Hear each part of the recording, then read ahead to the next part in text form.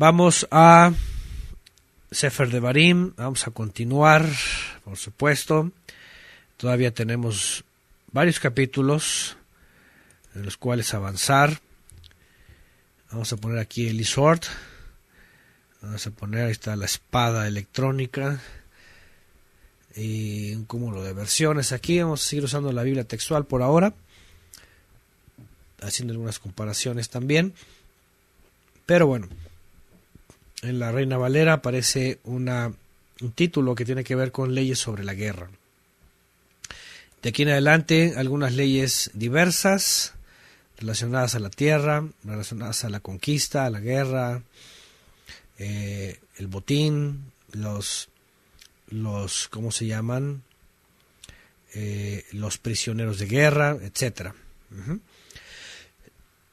Y bueno, vamos a tratar también de comprender en su tiempo, por supuesto, en su contexto, qué son estas leyes y cómo se aplicaron, cómo se aplicaban, cómo dejaron de aplicarse. Vamos a preguntarnos también hoy día si esto tiene relevancia para nosotros. Ya hemos hablado y es muy importante volverlo a repetir. Que la Torá incluye, por supuesto, dentro de su contexto, para el tiempo, para el olam, es decir, para el tiempo determinado profético del pueblo de Israel, leyes exclusivas, ¿sí? Ya hemos hablado de algunas, ya hemos dicho también que cuando hablamos de la instrucción tenemos que ver en su contexto y en su interpretación y en la enseñanza de Yeshua cuáles siguen siendo vigentes, por supuesto, hasta el día de hoy para nosotros. Pero también entender dentro del olam de Israel cuáles serán exclusivas para ellos, ¿sí? Y han quedado, por supuesto, solamente en la historia y han quedado en el pasado definitivamente. Ya hemos hablado de algunas de ellas. Y es importante esto porque yo sigo viendo, y lo voy a volver a mencionar, yo sigo viendo algunas publicaciones, por ejemplo, de algunos grupos, sobre todo en Facebook, que a veces con todo el afán de defender la Torá, sí, de defender la instrucción, sí, se empeñan en hacer una defensa tan cuadrada de la Torá como decir que todo en absoluto sigue vigente y nada ha cambiado y seguirá vigente por siempre y siempre. Y eso evidentemente es un problema, ¿verdad? Porque dentro del tiempo y el espacio profético de Israel tenían ciertas indicaciones. Y la instrucción como tal, desde el principio, pasando por Israel, pasando por los profetas y enseñada por Yeshua, en contexto de amor al prójimo, misericordia, ética, moral, educación, todo eso, por supuesto que siguen vigentes. Sí, hemos hecho estas diferencias. Y digo esto porque sigo viendo en algunas posturas que se quiere imponer la Torá como vigente en absoluto, en todas las instrucciones, hasta el día de hoy. Y es que vamos a ver hoy una instrucción que tiene que ver sobre la guerra. Y la pregunta hoy día es, Israel no como pueblo, no como descendencia de Abraham, Isaac y Jacob, no como no como un conjunto de tribus, no como una nación de linaje que no existe ahora, sino el Israel por medio de Yeshua que está en toda la tierra. Por supuesto que no representa una nación laica, no representa, no significa y no es una nación para nada que tenga que ver con las otras naciones. Mucho menos tenemos que reunirnos para buscar un territorio, una nación, un estado, un lugar, un país, y mucho menos enlistarnos en el ejército, ni mucho menos pensar en guerras. ¿Cierto? La pregunta es, a ver, en este tipo de leyes, ¿cómo se aplican hoy día? Porque, interesantemente, ¿verdad?, dentro del tiempo y el espacio profético de Israel, y ahorita vamos a recordar eso, se les da estas instrucciones porque están a punto de entrar en una atmósfera, en un margen geopolítico que conllevaba una historia del pasado hacia el pueblo de Israel, en donde las naciones estaban entregadas totalmente al dominio del adversario. Es decir, miren, tenemos que ir a detalle y poco a poco, porque lo primero que vemos aquí dice: cuando salgas a la guerra contra tus enemigos. Y rápidamente nos empiezan a rebotar muchas escrituras. Salir a la guerra, hacer guerra, ¿para qué la guerra? ¿Quién dijo de la guerra? ¿Cuáles enemigos? Tenemos enemigos. Yeshua dijo incluso: ama a tus enemigos, ¿verdad? No busques venganza, no busques revancha. La venganza es del Eterno. No tenemos caballos, no tenemos carruajes, no tenemos artillería, no tenemos tanques de guerra, todas estas cosas, ¿sí? Y mucho menos somos una nación hoy día geopolítica, ni estamos gobernados por un individuo, ni tenemos ejército. Es más, todo toma un sentido tan diferente que desde la profecía dice: no con ejército, ni con fuerza, sino con mi Ruach HaKodesh. Y es que importante es que incluso aquellos que niegan toda la Torah, que dicen que ya no, que la instrucción, que las leyes, ya nada, y sin hacer uso de absolutamente nada, se contradicen haciendo uso de estas leyes para, por ejemplo, en algunos países, por ejemplo, el Estado israelí o el mismo Estados Unidos, se levante desde la cristiandad, usando la misma Biblia, para decir que enemigos, que guerra, que conquistar, que destruir. Hace un tiempo hablé de un individuo, ya saben, que apoya mucho al mandatario estadounidense y a la política, a la geopolítica estadounidense de conquista, destruir, de matar, de querer destruir a los árabes, de querer destruir a Corea del Norte, de mandarle misiles y despedazar al tipo y todo, según estas cosas, ¿verdad? Y de pronto tomar una retórica totalmente así bélica, beligerante, contra ciertas naciones o contra ciertos individuos de tales creencias, y todos están basados en estas leyes. La pregunta es: nosotros, como creyentes en Yeshua, siendo el Israel de Elohim por medio de Yeshua, y que incluso él mismo habló ya para el contexto de las naciones como rey, y a sus súbditos que no teníamos que ser como las naciones, ni que tampoco se trataba, ¿verdad?, de levantarse en armas y luchar contra todo el mundo, sino que todo iba a ser por medio del Ruach HaKodesh para conquistar las almas. ¿Qué tenemos que hacer con estas leyes? Vamos a leerlas, vamos a recordar el contexto, vamos a ver cuál era la atmósfera que vivía el pueblo de Israel en aquella época, en el transcurso de la historia, y qué significaba esto y qué se esperaba de todo esto. Porque es un tema como el de las esposas, por ejemplo, ¿no? Hay un tema, ya saben, en la Torah, que incluso hay unos mesiánicos que ya la hicieron vigente, la poligamia, ¿verdad? La hicieron vigente porque dicen: no, pues es que es Torah, y si es Torah, pues es Torah. Y la pregunta es: pero ¿hasta cuándo van a hacer caso a Yeshua? Que Yeshua dijo, pues en el principio, varón y hembra los creó, no dijo varón y hembras, sino varón y hembra.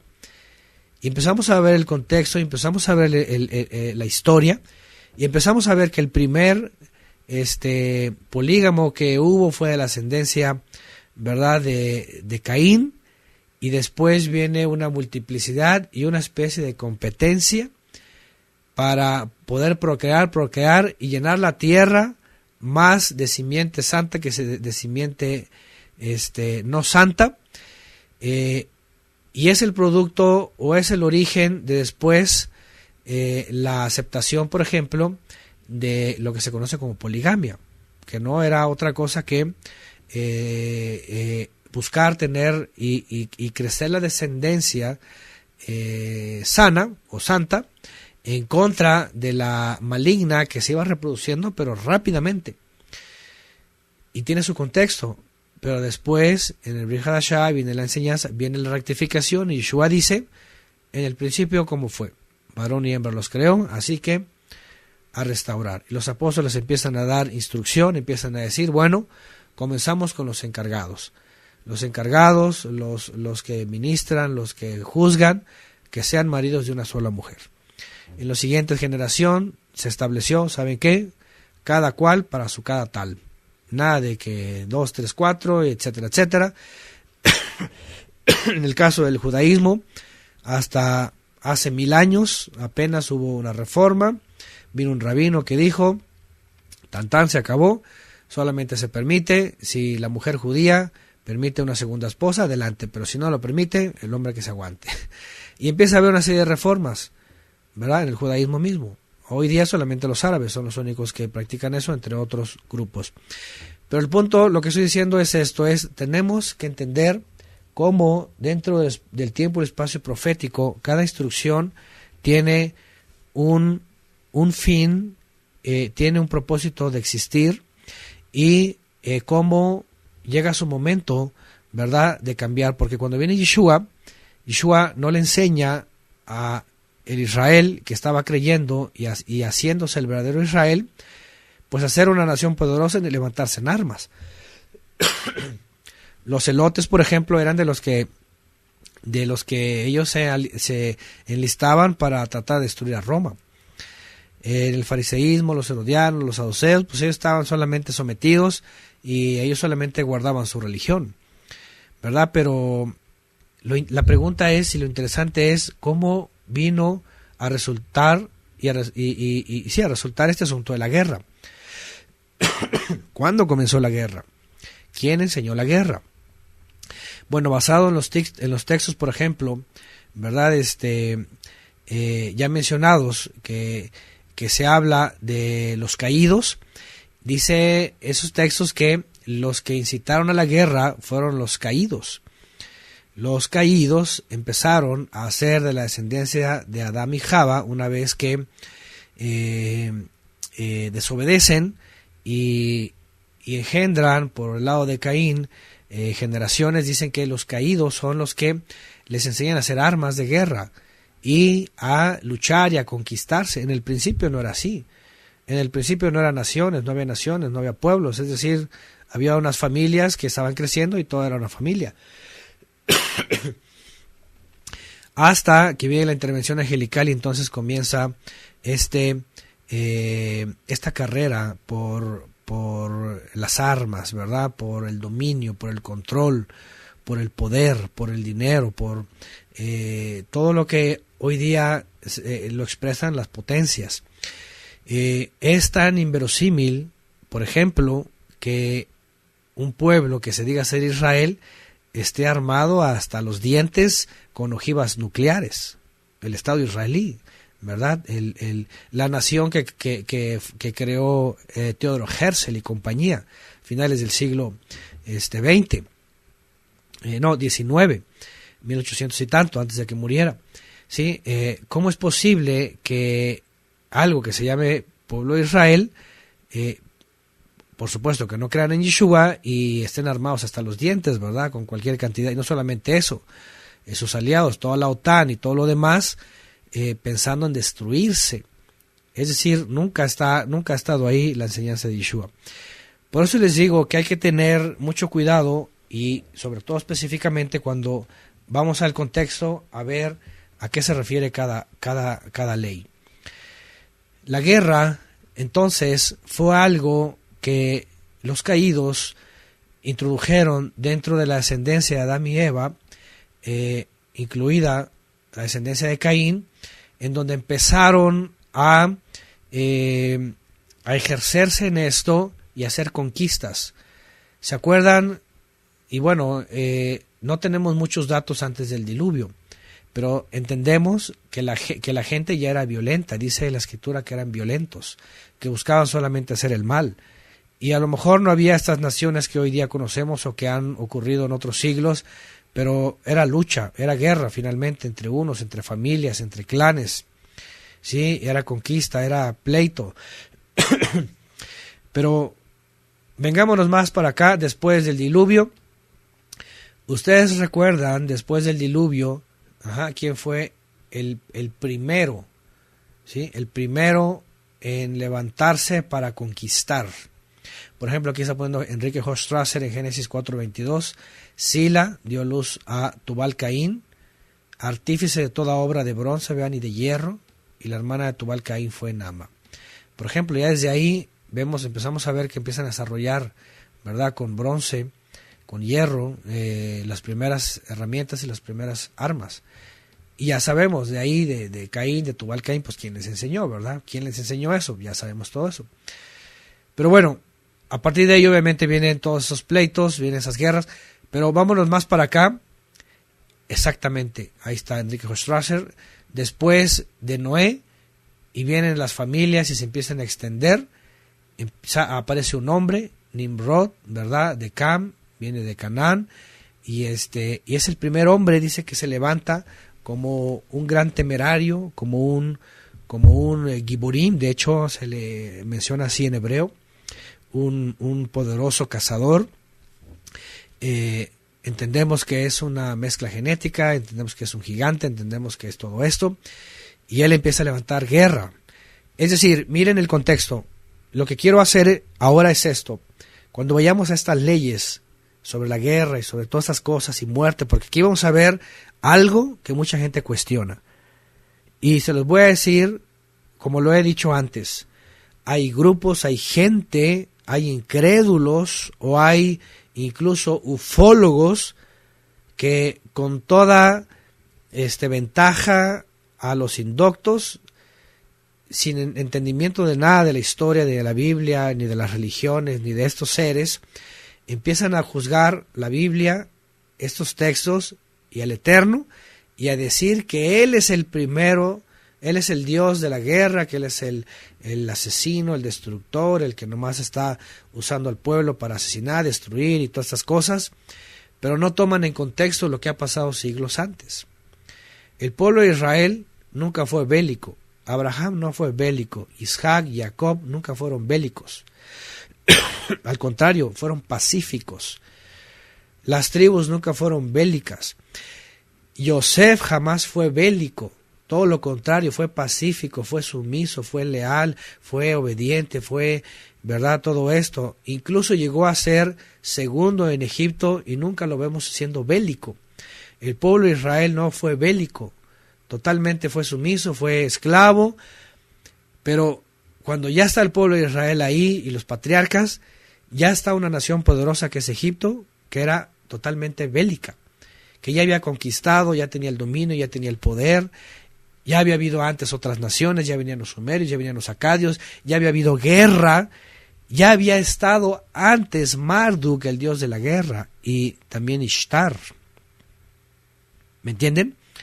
Es decir, cuando el Eterno saca al pueblo de Israel, y es más, ahorita lo vamos a ver, ni siquiera el pueblo de Israel era bélico. Vamos a ver que Moisés le dice: tú no llevas las luchas, las guerras las lleva el Eterno. Es el Eterno. De hecho hay hasta un libro mencionado, ¿verdad?, en la Torá, que se conoce como, y mencionado en los textos apócrifos, que no se ha encontrado. Este libro parece que está perdido, que se llama las 70 guerras del Eterno. Porque Él tiene que lanzar una guerra contra la descendencia de los caídos y de la gente perversa, pero para detenerlos de el clan tan malvado de ampliar los principados y las potestades de las tinieblas. ¿Me entienden? Entonces, miren la escena. No es un pueblo bélico, pero hay unas leyes bélicas para contrarrestar dentro del tiempo y el espacio una ocasión que es necesaria. Y que el pueblo de Israel no lo va a hacer necesariamente, sino lo va a hacer primeramente el Eterno. Él es el que va a luchar sus guerras. Como lo aprendimos antes. Miren cómo lo aprendimos antes. Las guerras de Israel eran guerras espirituales. ¿Por qué? Porque cuando entraron a Jericó, ¿qué necesitaron para destruir las murallas? ¿Acaso llevaban catapultas? ¿Llevaban ojivas nucleares? ¿Acaso llevaban dinamita, TNT. ¿Qué llevaban? Llevaban bombas, ni siquiera pólvora tenían, ¿verdad? Apenas los chinos estaban trabajando en eso. ¿Qué llevaban? No llevaban nada. Lo único que llevaban era la obediencia y 7 shofarot. 7 shofarot que hicieron sonar los Leviim y las murallas cayeron. Así es, solamente llevaban obediencia, fidelidad, solamente necesitaban obediencia. Para que cuando el Eterno dijera tienen que hacer esto, adelante. Así es, de hecho el Arca del Pacto que representa la presencia divina en ellos, y ahorita lo vamos a ver, siempre iba adelante. Todas las guerras de Israel en realidad eran del Eterno. Y él decía que los ministros y el Cohen Hagadol tomara el arca y ellos iban delante. Ellos iban hasta adelante. Entonces, vamos a leer este capítulo y vamos a entender esto. Guerras ya había habido antes, ya los caídos y el dios de la guerra y la diosa de la guerra, Ishtar y Marduk y todo este asunto de Ishtar. En el libro de Esther está muy claro esto, ya lo estudiamos antes. Estamos viendo guerras y guerras y guerras y guerras y destrucción y muerte. ¿Qué es lo que va a hacer el Eterno con el pueblo de Israel?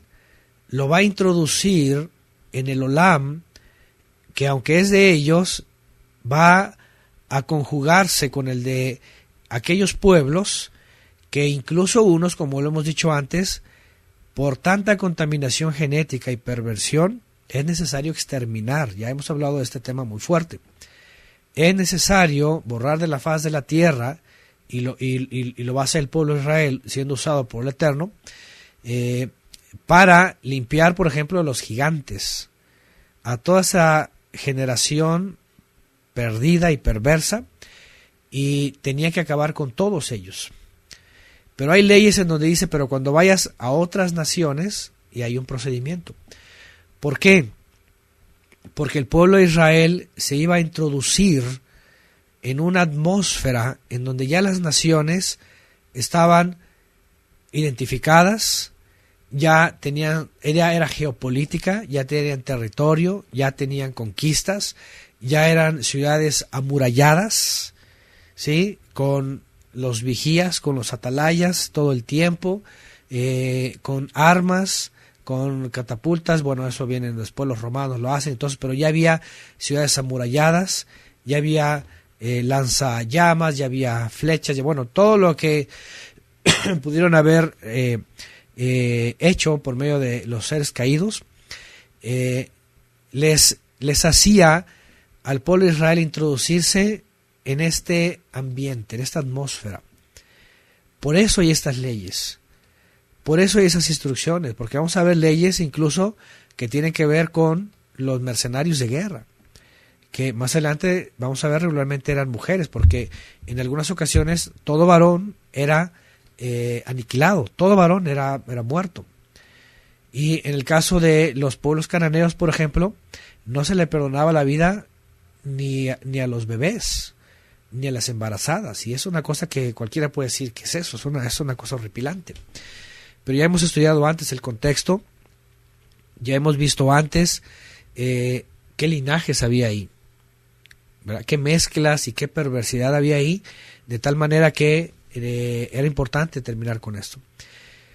E incluso recordando a aquel gran caudillo, guerrero, pero guerrero tremendo, David, nada más y nada menos. Cuando estudiamos los Salmos, cuando estudiamos la vida de David en el libro de Samuel, vemos a un individuo y a sus valientes. ¿Se acuerdan los valientes de David? Unos tipos totalmente, así épico, ¿verdad? Como se dice coloquialmente, ¿no? De película, así increíble, una cosa que David y sus valientes eran unas máquinas de destruir gigantes y destruir cualquier montón de bravucones altos, fuertes, con armas y todos, y estos tipos llegaban y con una espada acababan con varias decenas. Eran tremendos. Y tú dices, ¿qué épocas estas? Hoy no vemos para nada esto, digo, ¿verdad? Hoy las naciones se arman hasta los dientes, ¿verdad? Con ojivas nucleares y con otro tipo de armas y muchas técnicas, y hoy día está tan desarrollado todo esto que hoy no ves una batalla como la de antes. Pero tú estás viendo a un pueblo de Israel con hombres que dices son muy rudos, más que rudos, son violentos, son salvajes. Temerarios se queda así como corto, ¿verdad? Son salvajes, son aventadísimos. Un hombre que le dice el rey Saúl,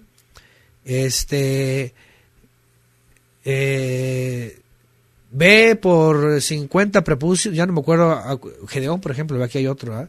Acuérdenme de esa ocasión de David, que le pide tantos prepucios, y ahí va el hombre, y baja, y trae no sé cuántos más.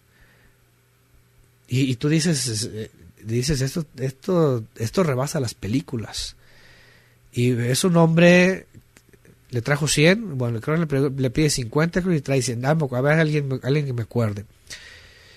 Y agarra la espada y baja,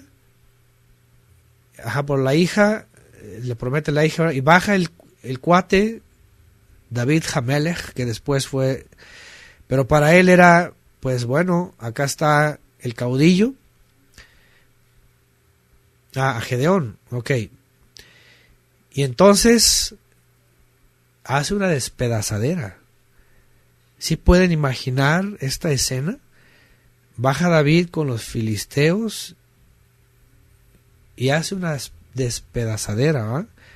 A ver, aquí está diciendo que es Gedeón mató a 300 con espada, ok. De hecho, uno de los ¿cómo se llama? Uno de los valientes de David dice que se le quedó pegada la espada en la mano, que agarró y empezó a despedazar a los enemigos, y una peleadera, y dice que fue tan intensa esa batalla que se le quedó la espada pegada en su mano. Hágame el favor, es una tremenda.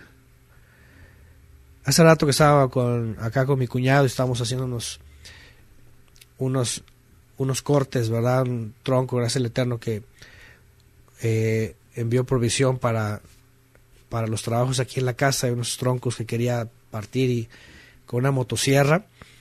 Esta máquina pues es fuerte, pero no pesa más de 7 kilos. Y pues uno la agarra, pero empieza uno a cortar y empieza a hacer cortes, y en 20 minutos ya estás con los antebrazos entumidos. Tienes que bajarla porque ya no aguantas, ya. Pero los músculos se acostumbran, los tendones, los huesos, y sujetan, y tú sueltas y sientes una fortaleza. Entonces, yo me imagino, este tipo, imagínense, en la espada, o sea, se le quedó pegada.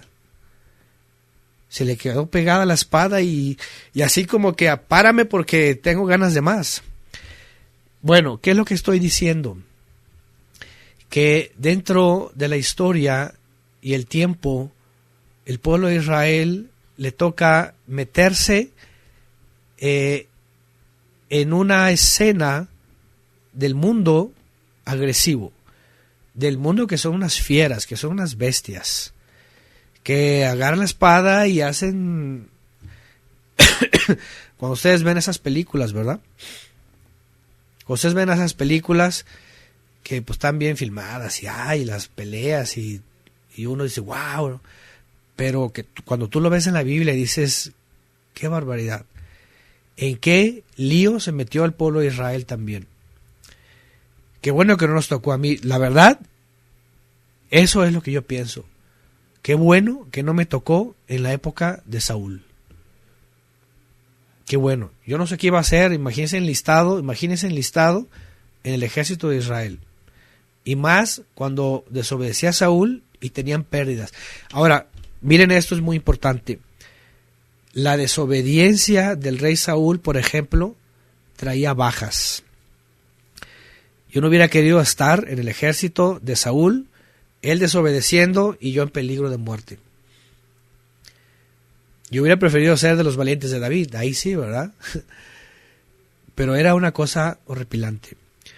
Bueno, lo que estoy diciendo es esto. Los seres caídos, los principados, las potestades, las huestes, los dominios, como lo vemos en el libro de Daniel, que ejercían poder, influencia en las naciones. Y cuando vemos, por ejemplo, el ejército asirio, cuando estudiamos los profetas y veíamos el ejército asirio, el babilonio, el persa, el egipcio, con sus carruajes, con sus caballos, y tú dices, ¿qué cosa más bárbara? La única forma de poder enfrentar los dominios, las potestades, las huestes, los principados operando en esa gente era con el poder del Todopoderoso. Por eso vemos todas esas expresiones en los Salmos, en el libro de Samuel, en el libro de las Crónicas, exaltando al Eterno, quien como él, Mika Moja, Baelim Adonai. Mika Moja, ¿quién como el Todopoderoso entre los dioses? Que fortalece, que adiestra para la batalla, dice. Varón de guerra, dice también. Que adiestra para la batalla. Imagínense.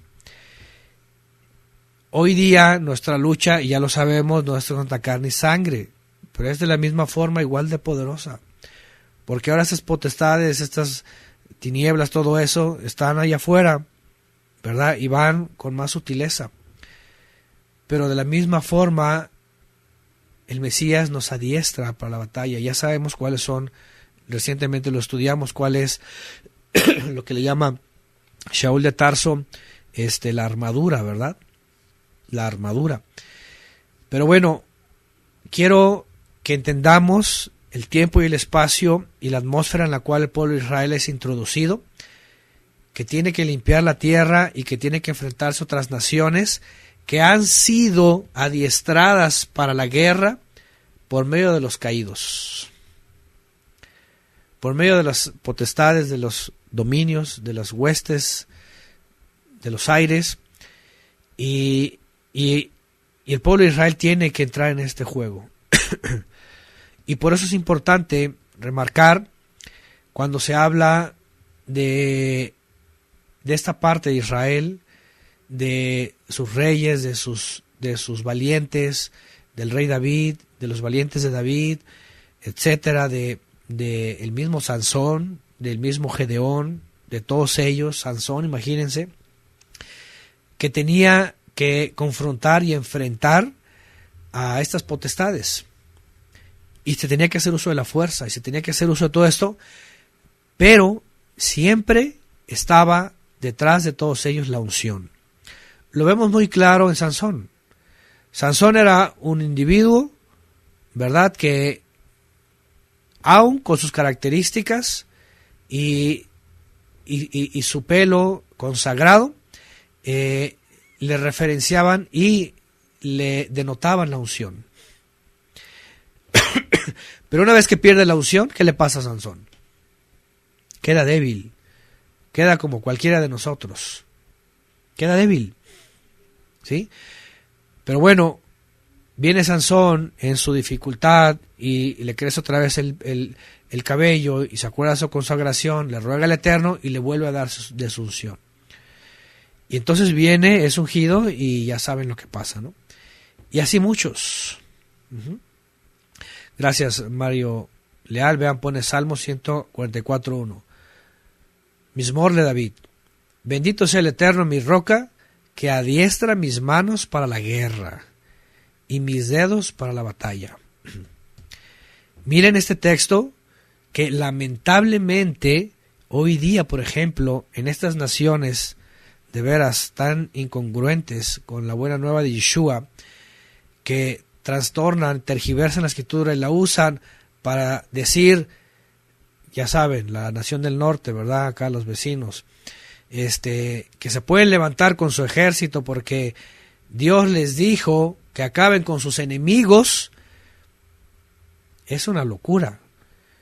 Me acuerdo con el asunto y todo el montaje en la época de Baby Bush, que se abalanzan sobre Irak y que armas de destrucción masiva y que no sé qué y que no sé cuánto, y la guerra del Golfo, ¿se acuerdan? Tormenta del desierto, una matazón, y que los enemigos y en el nombre de Jehová, y ahí están todos los cristianos orando, y sí, y los consejeros de los presidentes siempre son pastores bautistas o presbiterianos que siempre los incitan a la guerra, basándose en esto, pero fuera de contexto. Por un lado niegan la Torá y por otro lado toman estas leyes que no tienen nada que ver con el tiempo, ni el espacio profético, ni la enseñanza de Yeshua, ni nada que ver, ni menos que lo enseñó Yeshua, y están diciendo: adiéstrense para la guerra en el nombre de Jehová y vamos y conquistemos y no sé qué y no sé cuánto. Y no solo eso, eso ya es lo evidente, pero lo hacen también enviando mercenarios en todos los países, golpes de estado, movimientos revolucionarios, movimientos anárquicos, un montón de cosas, y así lo manejan. Porque la guerra hoy día no solamente es con armas, la guerra hasta la informática y en todo. Sí, iglesias acá en todos los ecuménicos, sí, hasta en el mesianismo. Yo me sorprendí en el efraimismo, sobre todo en el efraimismo y también el mesianismo, una retórica así beligerante, usando todos estos textos para decir que el Estado israelí puede levantarse, y así citan el texto fuera de contexto, y hay una persona ahí, de veras que cuando yo la escuché quedé pasmado, citando un texto fuera de contexto que habla de David, diciendo que se iba a levantar hoy día el Estado israelí como león y que iba a despedazar a sus víctimas, diciendo: sí, se va a despedazar a los árabes y a todos los antisemitas y todos los que odian a Israel, y que bendito el pueblo de Dios y que quién sabe qué. Y es una mujer, Cuando yo escuché eso dije: no lo puedo creer. Por eso los pueblos allá afuera, los incrédulos, las naciones, hasta los paganos, dicen que el Todopoderoso, bueno, dicen ellos, el Dios de Israel es el Dios destructor, el Dios de la guerra, el Dios que quiere acabar con todos. Y no es cierto. Ese es el Marduk que traen metido ahí en la judeidad del libro de Ishtar, y que siempre lo han denotado, y hoy día, negando el shalom del Mesías y que el Padre quiere que todos vuelvan a Él, más bien predican al Dios de la guerra. Ese es el gran problema. Es desinformación. Ciertamente hubo dentro del tiempo, el espacio profético, en la historia, un Israel, y que aunque no era beligerante, fue capacitado, porque las guerras eran del Eterno, para él cumplir sus propósitos. ¿En qué? En hacer una limpieza, en proteger al pueblo de Israel, en guardar la descendencia para que llegara el Mesías. Porque de otra forma, el enemigo estaba siempre encima de destruir la simiente santa. Lo hizo el mismo Faraón cuando llegó Abraham y Sara solos. Lo quiso hacer otra vez Faraón cuando quiso destruir, ¿verdad?, a los niños que nacían, y lo volvió a hacer después, y lo quisieron hacer otras naciones y otras naciones, pero por eso el Eterno los adiestraba para la batalla, para rechazar, para defenderse de esas acechanzas y poder extender el reino que Él les había prometido. Ahora ya sabemos que el reino se quedó fuera del alcance del pueblo de Israel, pero por la desobediencia. Y ahorita vamos a entrar en este tema. Bueno, dicho todo esto, lo quiero haber dicho como margen, como algo en lo cual tenemos que tener contemplado, para que cuando entremos acá veamos y entendamos por qué estas leyes en su tiempo, cómo se aplicaban, y también vamos a recordar cómo Yeshua finalmente llegó y dijo: se acabó este asunto. el reino de los cielos se ha acercado, y ahora todo aquel que escuche la buena nueva y regrese al Padre tendrá su recompensa. Escuchad la buena nueva, escuchad el mensaje. Ya no se trataba de...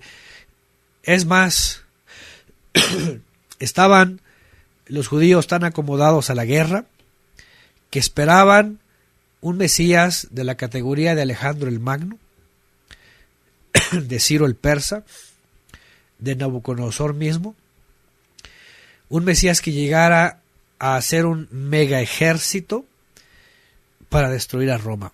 Hasta esa ridícula enseñanza llegaron en el primer siglo.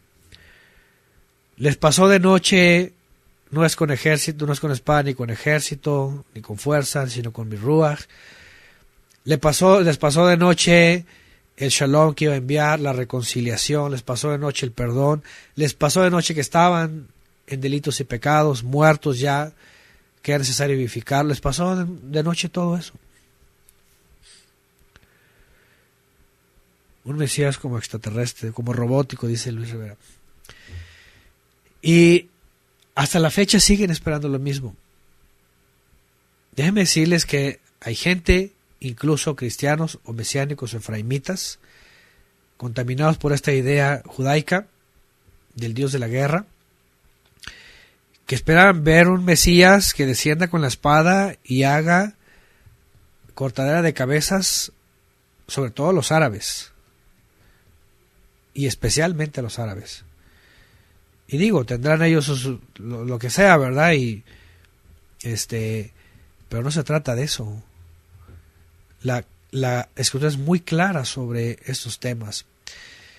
Pero bueno, Israel entra en un ambiente en donde ya las naciones están en guerra, ya hay poder, ya hay fuerza, y ellos tienen que entrar en este juego peligroso. Y por eso vienen estas leyes. Ahora, vamos al capítulo ahora sí. Perdón por la introducción tan amplia, pero a veces y me faltan muchas cosas que decir, pero no quiero extenderme demasiado. Pero es lo importante. Ya había guerras antes, ya había reinos, ya había todo esto. Abraham, Isaac y Jacob nunca fueron bélicos, ni las tribus, ellos, bueno, tuvieron sus escenas, por supuesto, de venganza, sobre todo cuando vengaron a Dina, ¿no? Una escena trágica. Pero de ahí en más, no era algo necesariamente que ellos estuvieran conquistando. Abraham, por ejemplo, cuando va a liberar a Lot, tiene que hacer uso con su gente para liberar a Lot. Pero él no era un beligerante, él no andaba conquistando y peleándose con todo el mundo. Él fue a rescatar a Lot. Jacob jamás lo vimos luchando, por ejemplo, más que para alcanzar la bendición, pero no en guerra. Y ahí Joseph, también ya hablamos de él, tampoco, ¿verdad? Al contrario, era un hombre bondadoso, etc. Entonces, cuando tienen que introducirse en esa escena el pueblo de Israel, el Eterno entonces les fija leyes, y son estas.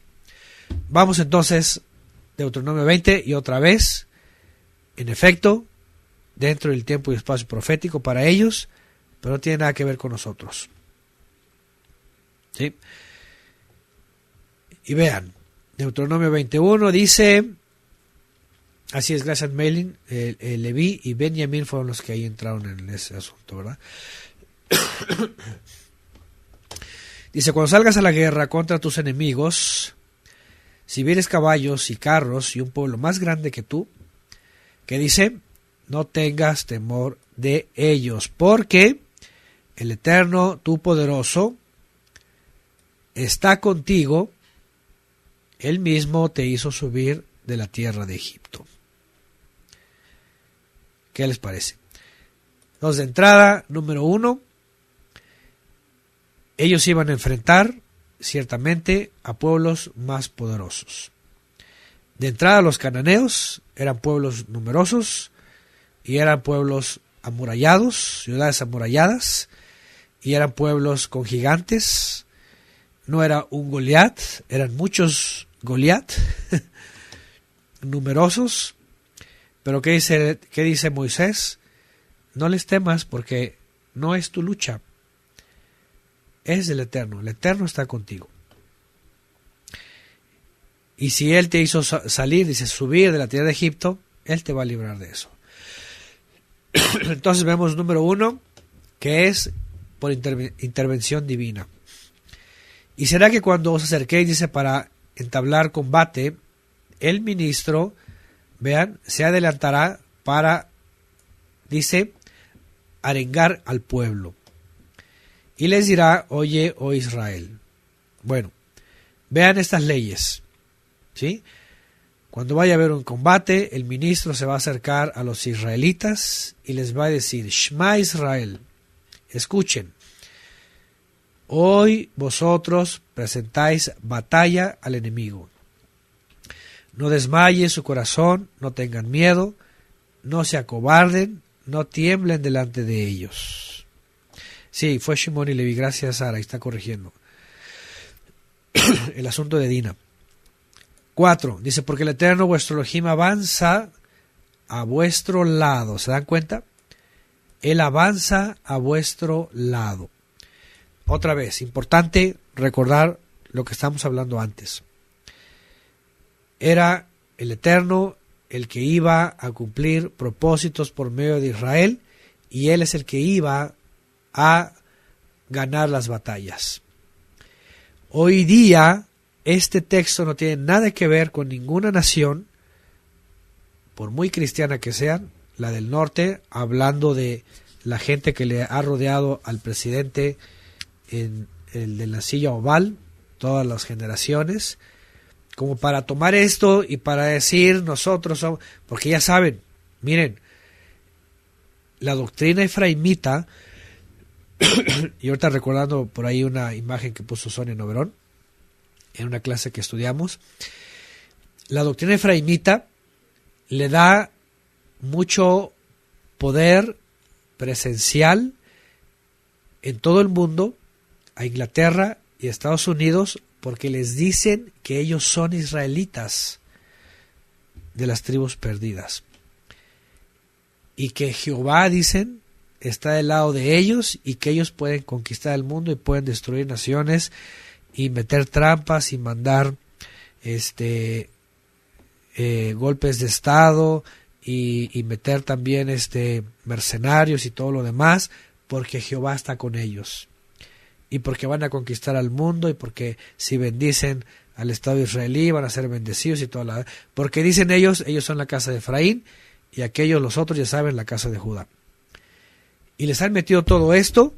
Tanto que hasta en aquella época se acuerdan de todo el montaje de las Torres Gemelas y todo lo que ocurrió, todo este asunto que ya pasó. Se levanta el gran salmista, entre comillas, ¿verdad? Ya saben, aquel jesuita, Witt, Marcos Witt, y crea un disco especial, bien bélico. ¿Ustedes lo recuerdan?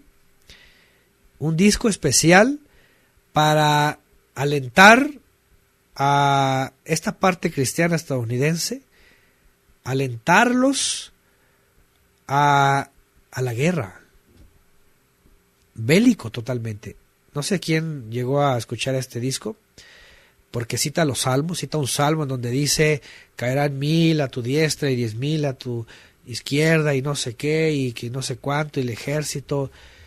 Un disco bien trabajado, pero bien bélico. Qué cosa más horripilante, porque sacan todo de contexto y hacen que el mundo vea que el Eterno está de acuerdo con la nación norteamericana, efraimita en general, cristiana en su mayoría. No estoy diciendo que todos piensan igual, pero la gran mayoría. Así es sana nuestra tierra, así se llamó.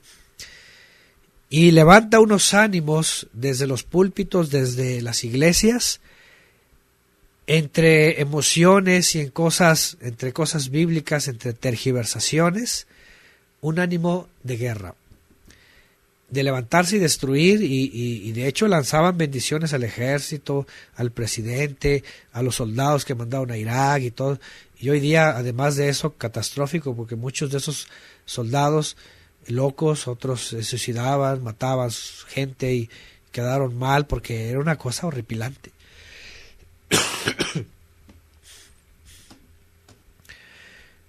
Dice Luis, así dirán ellos, pero si deja que Irán los ataque, borran del mapa el Estado de Israel, entonces dirán, ¿y tú? ¿Y tu Dios dónde estaba? Así es.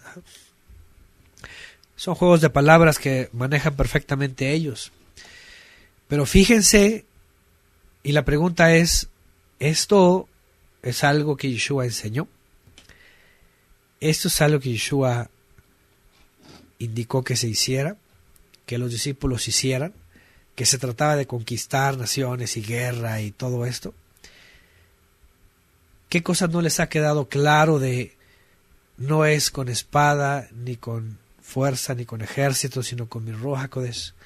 ¿Qué parte de esa escritura no les quedó claro? Que es ir y lleven la buena nueva, hagan los alumnos de Yeshua. No sé si me están todos entendiendo lo que estoy tratando de decir, porque eso es muy importante hoy día. Muchas iglesias están metidas también en el mismo tono, en el tono bélico de incluso lanzar no solamente bendiciones al Estado sionista, sino maldición y muerte a todos aquellos que digan ellos que son los enemigos del Todopoderoso. Dice Laura, también videos de soldados entonando cantos de Paul Wilbur. Sí, de hecho todo el mesianismo, todos están metidos en el asunto sionista totalmente bélico, totalmente beligerante. Y es una cosa horripilante, porque es una cosa que es matar, hurtar, matar y destruir. Es lo mismo que están haciendo hoy día en Palestina. Bueno, sin embargo, en el tiempo de Israel, en su contexto, es muy claro lo que está diciendo. El Eterno es el que avanza, lucha a su favor contra sus enemigos para darles la salvación. De hecho, en hebreo viene para darles la salvación. Y allá viene. Bueno, primero les dice, no teman, no se acobarden, no desmayen su corazón. Es decir, ustedes vayan tranquilos. Como dicen acá como dice un dicho, ¿verdad? Tú tranquilo, yo nervioso. Lo que está diciendo ustedes, no se tienen que preocupar de nada, porque es el Eterno el que va delante de ustedes. Va, de hecho, el varón de guerra delante, ¿verdad? Y además agrega, en el 5, después dice, los oficiales hablarán. Vean nada más qué relajado es este asunto. Fíjense qué relajado es este asunto. Es una cosa hasta dar risa. De veras, es muy curioso. Vean esto. Después los oficiales hablarán al pueblo diciendo, quien haya edificado una casa y no la haya estrenado, que se retire y vuelva a su casa, no sea que muera en combate y la estrene otro. Quien haya plantado una viña y no la haya vendimiado todavía, que se retire y vuelva a su casa, no sea que muera en combate y la vendimie otro. Quien esté comprometido con una mujer y aún no la ha poseído, que se retire y vuelva a su casa, no sea que muera en combate y algún otro la posea. Y los oficiales volverán a hablar al pueblo y dirán, y quien tenga temor y esté acobardado, que se retire y vuelva a su casa, no sea que contagie con su cobardía al corazón de sus hermanos. ¿Qué les parece? Todavía hasta algunos beneficios. Alguien está estrenando casa, alguien, ¿verdad? Ha comprometido esposa, tiene viña recién sembrados, que regrese, no crean que tienen que estar enlistados todos. Es más, si a alguien le tiembla las rodillas, pues que se regrese, no hay ningún problema. Sirve que no se asustan todos los demás, ¿verdad? Y si al final quedaban 20, ¿qué importa? Si todos son miedosos, si todos están estrenando casa, lo que está diciendo aquí es, con los que queden, es suficiente, porque la batalla es del Eterno. Dice María Cristina, al final quedaban 5. ¿Y qué importaba? Lo que está diciendo es que es del Eterno la batalla. Todavía incluso hay estas dichas de decir, bueno, has desposado a una mujer, casi el mandamiento era, estate un año con ella, es luna de miel, un año. engendra hijos, hazla feliz. ¿Qué importa la guerra? El Eterno es el que hace la guerra. Eso lo entendieron solamente hasta que llegó David. Hasta que aquel muchachito se levantó y después de ver toda la armadura, ¿verdad?, humana, todas las cargas humanas y todo la doctrina y toda la enseñanza humana, dijo, esta cosa me estorba, no me sirve, no me deja servir al Eterno en libertad ni honrarle. Y se quita toda la chatarra y que dice, no soy yo, lo va a hacer el Eterno. Y va y destruye el gigante y tantán y dice, es que es el Eterno el que está de nuestro lado. Es el Eterno el que está de nuestro lado. Hasta entonces lo entendieron. Y de ahí en adelante, hasta que Israel, en su época, llegó a su edad dorada. Había sometido a todos sus enemigos, conquistado las naciones y las había hecho tributarias. Y ahorita vamos a ver esto. Bueno, 9. Otra ley. Cuando los oficiales hayan terminado de arengar al pueblo, designarán a los jefes de huestes que encabezarán al pueblo. Cuando te acerques para atacar una ciudad, primero proponle la paz. Ahora, vean rápidamente la calidad de esta ley. No se trataba de llegar y despedazar nomás por despedazar. Un pueblo que va soportado por el Eterno y que tiene todas las de ganar, lo que iba a hacer es, entremos en paz. Ahí está. Si te responde paz, ahí está. Te abres las puertas, todos sus habitantes te servirán en trabajos forzados, serán esclavos finalmente. Pero si no acepta tu propuesta de paz y entabla batalla contra ti, entonces le pondrás sitio. Cuando el Eterno tu Elohim la entregue en tu poder, dice, matarás a filo de espada a todos sus varones. Tomarás para ti las mujeres, los niños, el ganado y todo lo que haya en la ciudad, todo su botín, y te alimentarás del botín de tus enemigos, los cuales el Eterno tu Elohim te entregó. Un pueblo que no, en este caso, otra vez, piensen en lo que les dije ya antes. Pueblos entre las naciones, sometidos a los dominios, a las potestades de los aires, de las tinieblas, a los principados, cuyos varones, cuyos jefes, cuyos gobernantes no querían hacer la paz y no querían, pues finalmente, enmendar sus vidas y entrar en un proceso, finalmente era eso, un proceso de Teshuvá, el hecho de ser sometidos. Al momento de negarse y entrar en guerra, lo primero que se ve es una reacción, por supuesto, espiritual. Una reacción que va a traer un corte a su genealogía. Los varones estaban impedidos en dejar descendencia.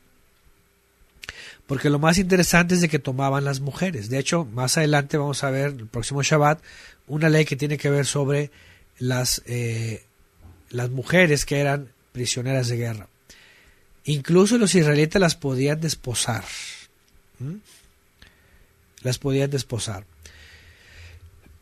Pero bueno, era parte del botín, mujeres, niños y ganado. Otra vez, entendamos lo que está pasando entre todas las naciones alrededor que las iban a someter. Ahora, recordar que es una instrucción para ellos y que no necesariamente todo el tiempo ocurrió. ¿Por qué? Porque obviamente la mayoría de las naciones se sometían al yugo. Es decir, eran súbditos. Nadie quería morir, nadie quería ser exterminado. Era una especie de sentencia. Entonces, lo que hacían las naciones finalmente se entregaban a esclavitud. Y el pueblo de Israel no necesariamente mataba a tantos hombres, ¿no? Diferente a las ciudades cananeas, ahorita vamos a ver esto. Dice, así harás a todas las ciudades que estén lejos de ti, que no sean de las ciudades de estas naciones, pero de las ciudades de estos pueblos, es decir, los cananeos, que el Eterno tu Elohim te da por herencia, no dejarás con vida a ninguna persona. Ya hemos hablado de esto. La contaminación genética estaba en hombres y mujeres. mujeres embarazadas, en niños, en todos. Es un tema que se necesita, como lo hemos hecho antes, estudiar a profundidad y a detalle, porque mucha gente no lo entiende a primera instancia. Una contaminación genética, seres gigantes, de hecho, malformaciones. Ustedes ven y vemos en la Torá que había tipos gigantes y que tenían en total, ¿se acuerdan? 24 dedos en total.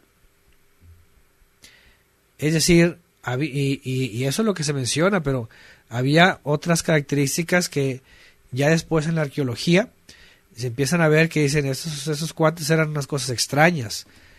Cráneos deformes, dedos de más, altos, robustos, era una cosa.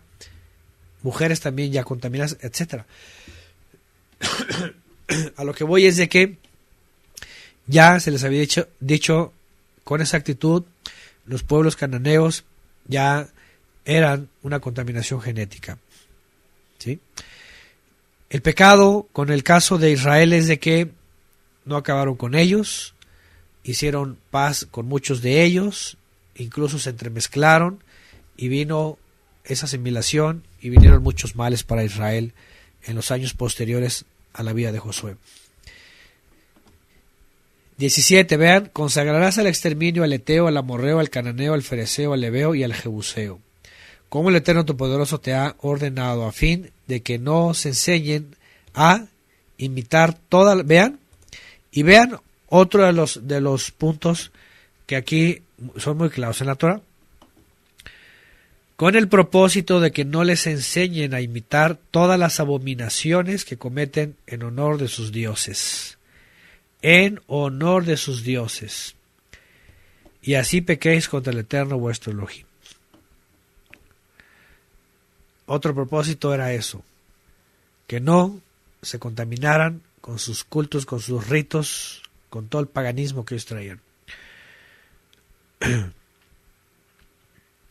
19. Si tienes que sitiar largo tiempo una ciudad antes de tomarla por asalto, no destruyas su arbolado a hachazos, porque comes de sus frutos, no los tales, porque los árboles del campo no son hombres para que los trates como a los sitiados. Solo el árbol que tú sabes que no es un árbol frutal, lo podrás destruir y talar para construir con él obras de asedio contra la ciudad que te hace la guerra hasta que la derribes. De aquí se toma una ley también que no se aplica necesariamente en la guerra, sino en otras ocasiones. No talar árboles frutales, son de alimento. Y en el caso de un sitio que el pueblo de Israel hiciere, los frutales, por supuesto, es la orden dejarlos y usar los no frutales para hacer, dice, instrumentos, ¿verdad?, de guerra también.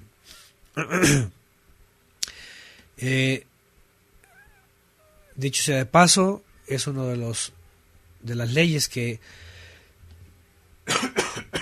algunos judíos de forma muy ventajosa usan para juzgar a Yeshua, porque Yeshua, ¿se acuerdan que maldijo una higuera? Y vienen los judíos y dicen, no, esa no puede ser el Mesías, porque la Torá ordena claramente que no puedes maldecir a un árbol frutal, que porque no sé qué, y sus cosas. Pero bueno, vemos un contexto muy diferente. Es una higuera que no da fruto, es una higuera estéril, es tratado como árbol sin fruto, y además está hablando de otra cosa, por supuesto, de liderazgo, ¿verdad? Solamente lo menciono porque es importante recordarlo. Pero bueno, aquí está esta ley sobre la guerra. Y bueno, otra vez, como les he referido, importante entender esta ley cómo aplica y en su momento cómo aplicó, para quién era y por qué era, ¿sí? Recordando, por supuesto, que otra vez, y si yo les digo aquí, si yo les pregunto, ¿quién de ustedes son Israel aquí? Israel por medio de Yeshua. llamados del Padre para ser discípulos, alumnos del Mesías y servir al Todopoderoso, ¿quién de ustedes estaría enlazado a estas leyes, por ejemplo?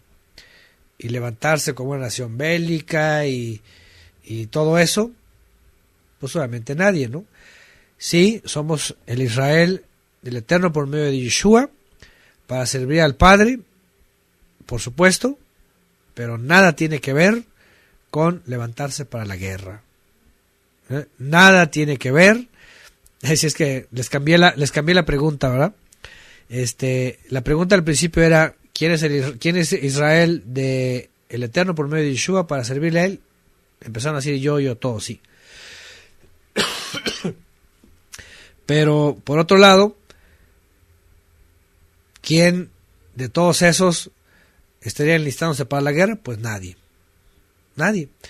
¿Por qué? Porque es importante saber que definitivamente cuando viene Yeshua, cambia el Olam y entra en la etapa no solamente para Israel, sino para todas las naciones, cuya guerra no es con armas, no es con soldados, no es en la trinchera,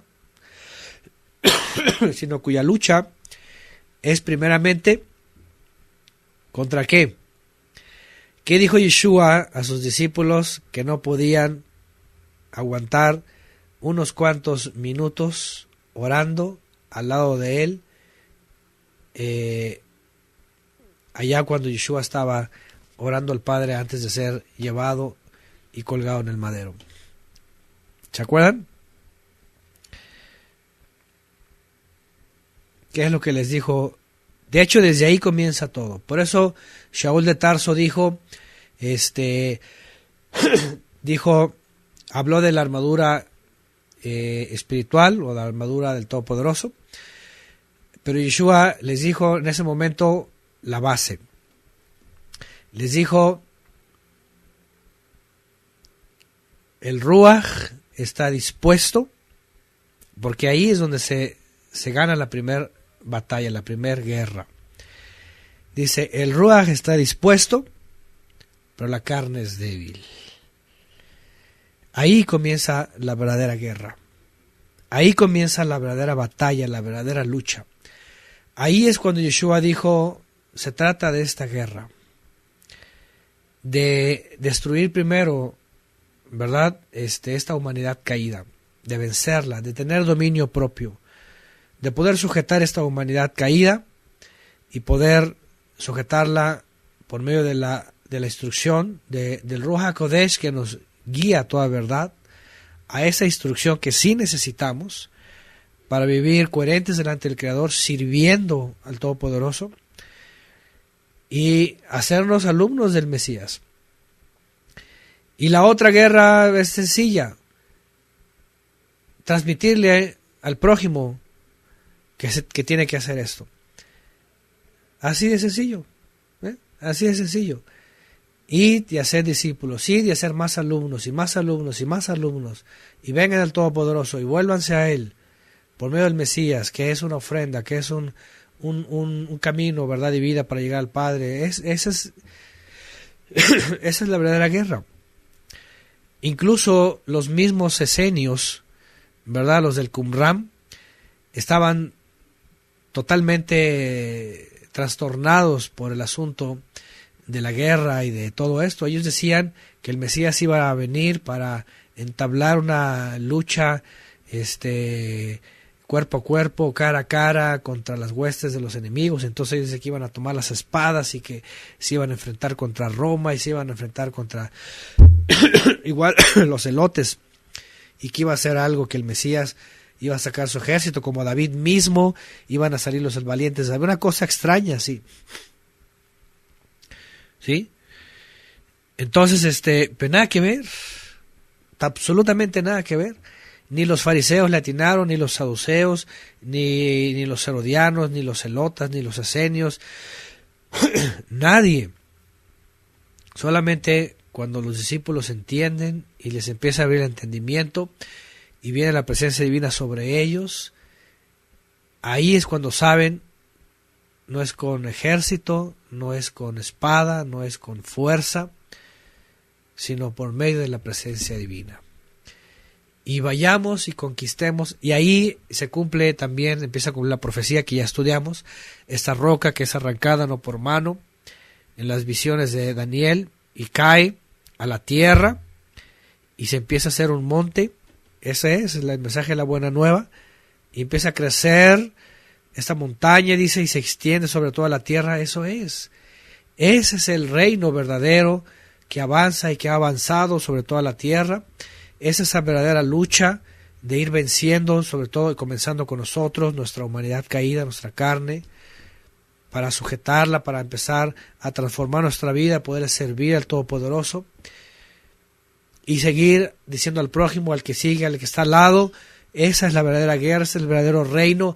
Ahí está nuestro verdadero rey, ministro, Cohen. Bueno, es todo eso, es Cohen, es ministro, es rey, Melech, es juez, es Mesías, pues ungido, pues. Pero nunca, ¿verdad? Necesariamente él está fungiendo como un caudillo que está, porque han malinterpretado también en Apocalipsis, que regirá con vara de hierro. Y ellos creen que el mesiánico, sobre todo el mesías o el cristiano o el judío u otros más, creen que va a sacar la espada y va, órale, a darle a todos, ¿verdad? En la cabeza. Nada que ver. Se trata de esto. El reino de los cielos se ha acercado, dijo. Ahora es esto. El Padre busca verdaderos servidores. Entonces, aquello de un Estado israelí, de un ejército, de una lucha del efraimismo, de cristianos armados hasta los dientes y querer matarse entre todos, y la guerra y todo eso, eso no es otra cosa que satánico. No es otra cosa que satánico, herético, destructivo, porque Yeshua así lo dijo. Aquel que vino ¿a qué? Hurtar, matar y destruir.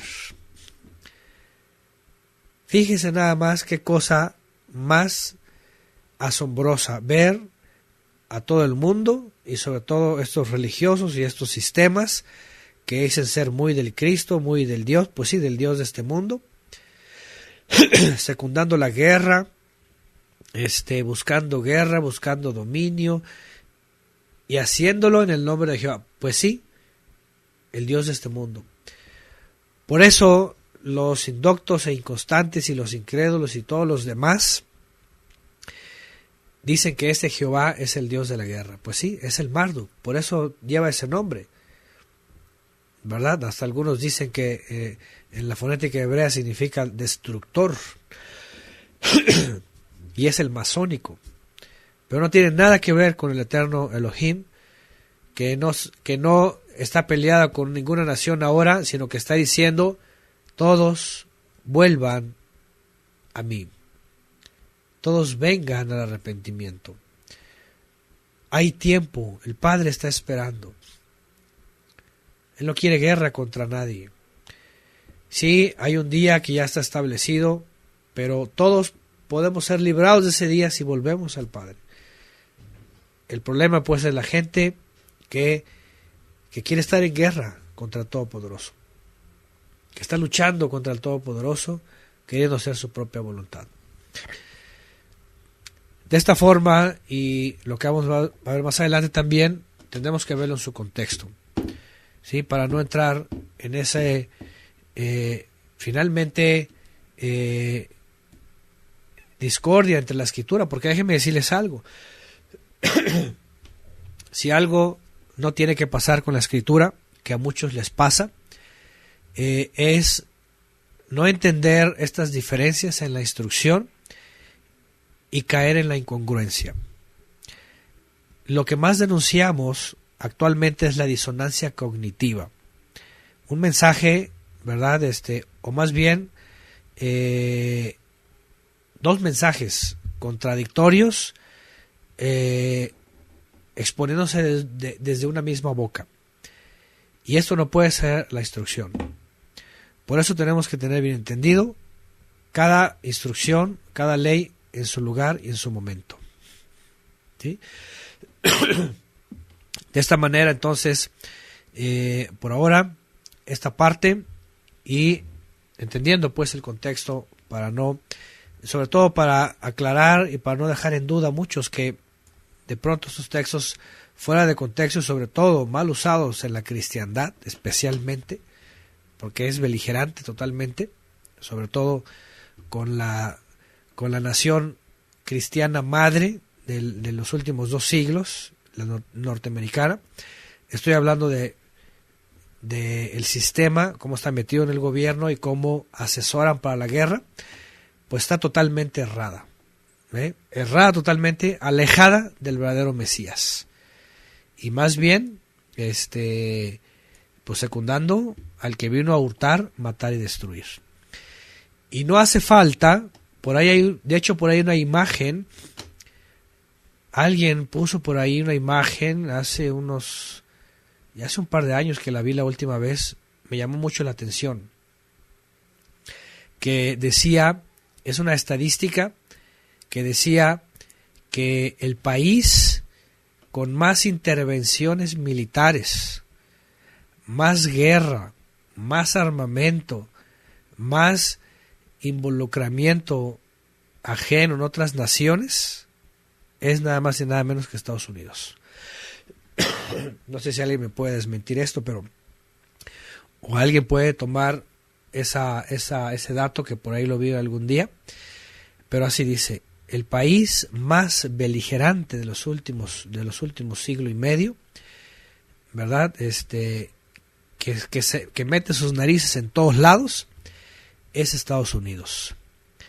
Y es que los pastores cristianos, los presidentes que han sido cristianos también, entre bautistas y metodistas y presbiterianos y otros, aconsejados por pastores de renombre cristianos, han hecho de ese país esto: un país altamente beligerante, cuyo Dios es el Dios de este mundo, el Marduk o el Jehová el destructor, que no es el Todopoderoso, el Elohim de Israel, del Israel verdadero en Yeshua. ¿Se dan cuenta? Dice aquí Andrés Lever, alrededor de 190 invasiones, fíjense nada más. Invasiones. Y estamos hablando bélicas, porque de ahí en más, con mercenarios, por ejemplo aquí en México, es una cosa horripilante. Todo el narco es producto de mercenarios que mandan de allá. En Centroamérica, en Sudamérica, golpes de Estado, agentes de la CIA, infiltrados, escondidos, y en Europa, en África, en todos lados.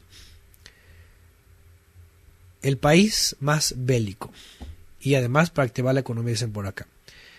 Ahora, mi pregunta es, siendo una nación supuestamente fundada por cristianos hoy día cristiana, mi pregunta ¿es coherente esto? ¿Eso es anunciar al Mesías verdadero? ¿Eso es anunciar a Yeshua HaMashiach? ¿Eso es anunciar la Torah verdadera? ¿Eso es anunciar mensaje de redención? ¿Se dan cuenta? ¿Se dan cuenta? Pues bueno, al buen entendedor, pocas palabras. De ahí en más, que cada quien juzgue como quiera. Pero sí ha habido más muertes, y no solamente por acciones bélicas. Eso, por la comida, por los abortos, sobre todo los abortos, una cosa horripilante, ¿sí? Por enfermedades creadas, por virus creados, por todas esas cosas. Ustedes nada más piensen, ¿quién es el Dios de ese sistema religioso de allá? No hay duda, es el Dios de este mundo, el de las tinieblas, el que viene a hurtar, matar y destruir. Y ojo, no estoy hablando de la gente, y ojo, no estoy hablando de los verdaderos creyentes, estoy hablando del sistema religioso cuyos fundadores y líderes y todo eso hasta el día de hoy siguen. Y, y nadie mejor para expresarlo con palabras pues muy comunes que el actual presidente, ¿verdad? O sea, ya escucharon lo último que dijo, ¿verdad? Sobre algunos pueblos, ¿verdad? No, es una cosa de veras. Y es aconsejado por pastores de renombre. Aconsejados por pastores de renombre. Pues ahí está. Nada más que decir. Nada más que decir. Al buen entendedor, pocas palabras. Y tan claro como las estadísticas. 190 invasiones. Fíjense nada más. Tremendo. Pues bueno.